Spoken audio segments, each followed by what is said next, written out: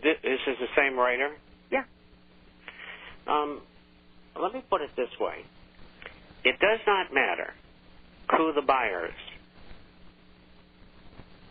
We've already been told by the IMF that purchases, countries, central banks want all of the 403.3 tons. China will not be allowed, I don't think, to take it all. Now, if it's spread out among, say, 4 or 5 countries, then China might get a big hunk of it. But those dollars are going to re-enter the economy of the world, no matter who the seller is. So, it's not China. It's the IMF who says they need money. And they're going to take this money and help out poor nations. Well, what they're going to do is take the money and control and strangle, like they have in the past, poor nations. That's what they're going to do. They're going to treat them like indentured slaves, as they always have. But it doesn't matter who the seller is. And what I envision is this.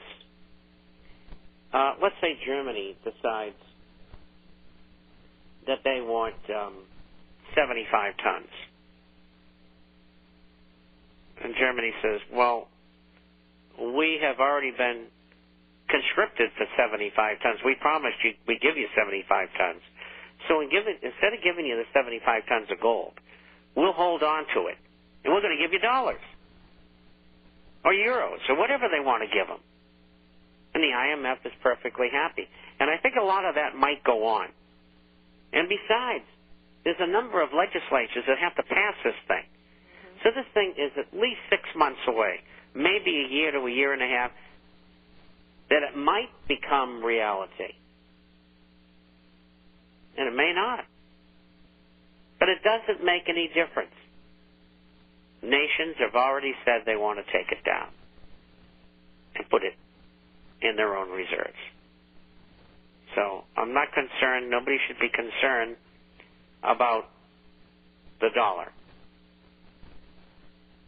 Some may pay in dollars, some may not. If I was someone who was a buyer, like China, I would want to pay in dollars. But then again, maybe Germany would too. Who knows? We won't know until we get there. His third question, the greater part of interest rate swap contracts are based on LIBOR, which places the economic welfare of our country at the mercy of London financiers. And he would like to hear your thoughts on this, please. Well, that's normally true, but right now what's happening is rates are being suppressed by the Federal Reserve lending money to European banks, particularly British banks, in conjunction with the Bank of England, who sets LIBOR, the British banks do. And so they've got all this money that just flowed in, which the Fed made up out of thin air, and that money is going into those banks, which in turn have brought, the 3-month LIBOR rate was 4 5/8%. You get that? 4 5/8%. The Fed started doing that with these foreign banks. That rate is 2.95. That's 1 5/16 that it's dropped. So the market's manipulated, at least at this time, by the Federal Reserve. So it's not the Europeans who are manipulating the rate right now. But that doesn't mean that they won't be back in the saddle to do that again sometime in the future. And I got a new comment in from him. It's the same person. He's there. General Rhee is just an example of the big boys that will not be permitted to roll over their loans. Their assets will be sold on the cheap. Great fortunes will be lost, and great fortunes will be made. He also goes on to say, news reports state that India has become a net exporter of gold where it had previously been importing gold. It has been investors that have kept gold prices up. If the price begins to slide, the downward pressure will be accelerated by investors selling their gold. Well, that's in partially true. The Indians were sellers of what they call a scrap. And scrap is that 24-carat bangle that they buy. And that is how they've been sellers. The selling stopped about 2 months ago. And the inventories at the Indian banks and at the dealers have been wiped out. And they're waiting for an opportunity to come in and start rebuilding inventories for domestic consumption, as well as the 2 or 3 big holidays later in the year. So as far as sales are concerned, it's over with. You're behind the curve. The sales have already occurred. They've already affected the market. This question... Oh, wait a minute. I got to add one more thing to that.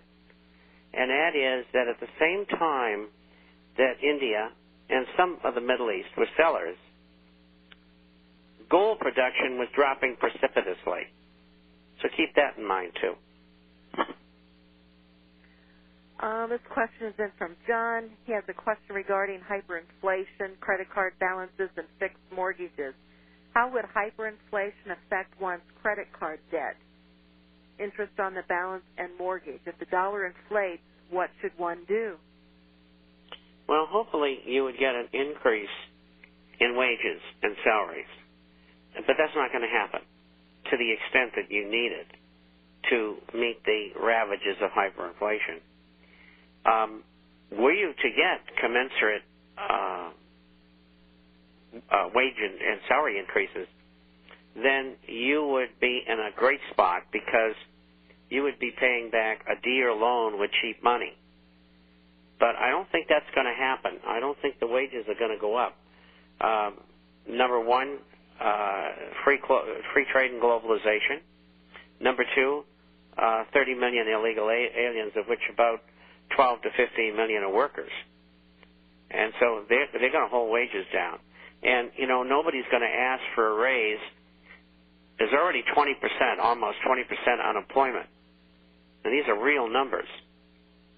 Do you think you have the latitude to go up and ask your boss, look, I'm making $100 a year and I'd like to make $105. Do you think you can handle that? And the guy's going to say, hey, I can't do it. Business is slower. I know there's inflation, but we can't do anything about it. So I think that's the box that people are in. And so in this time around, so to speak, I think what's going to happen is that you're not going to get the break of paying back debt with cheaper dollars because you're not going to have the income increases. What wonderful questions. What smart people listen to this program. Oh, absolutely. These are great questions. And, folks, discount gold and silver at yahoo.com. Discount gold and silver at yahoo.com. Keep them coming. How will the asset prices of mining shares perform in the next deflation? He had asked a question in one of the IS, gold bullion and coins will be the sole survivor of available safe havens. Therefore, physical gold and silver are the best methods to protect wealth. Well, I don't know that they're the best, but they're the first. They're the safest. And so you get a combination of some, to me, junk silver coins, some bullion coins. The real money is made in numismatic coins. And if you have a fair amount of money and you want to assume more risk in order to get greater gains, you can invest in the shares as well. But I don't see anybody going wrong buying coins. And, you know, we'll have our ups and downs. We just went from 1,000 to 870. And we went to 960 from this area twice. And you're going to get a very volatile market. But it's no more volatile than any other market today. When you have government involved in markets, you don't know where they're going to go. And that's truly the truth. That's why you can't use charts. So you got to pick the trend. Who's in a bull market? Buy and hold. If you get a correction like we just got, as I said earlier, step in, take half the money that you have for further investment, and buy some, and then see if it drops any lower, and then buy the rest of it. So, if you've got $1 million, only spend $500 now and $500 later. Or if you have $10,000, you spend $5 now and $5 later. And you may pay on the second buy more or less than you did on the first. Mm-hmm. It's kind of like dollar cost averaging. Right. And this type of market is the perfect time to do that. Absolutely. And, perennially I talk to all the dealers and all the brokers. You know what they say to me? When the market's going up, they want to buy. When the market comes down and everything's cheap, you got to hit them over the head with a baseball bat. That's human nature. Yes, it is. You're supposed to buy low, sell high, right, Bob? Gee, you sound like a woman.